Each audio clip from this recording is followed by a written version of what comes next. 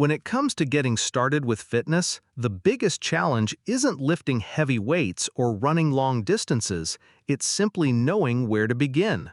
The good news is you don't need a gym membership or complicated equipment to start building strength. Today, we're focusing on a quick and easy beginner workout you can do right at home no matter your fitness level. Imagine setting aside just 10 minutes of your day. In that short time, you can move your body, build strength, and feel more energized.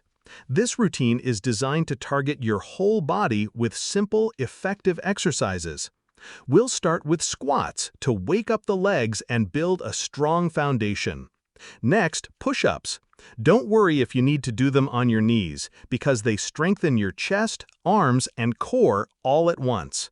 After that, we'll move into glute bridges to activate the hips and lower back, perfect for anyone who spends long hours sitting. Then, a set of standing marches will elevate your heart rate gently, giving you the benefits of cardio without being overwhelming. Finally, we'll finish with a plank hold to fire up your abs and stabilize your core. The beauty of this workout is its simplicity. No fancy moves, no heavy gear, just your body and a few minutes of effort. Stick with it consistently and you'll notice your strength, stamina, and confidence growing each week.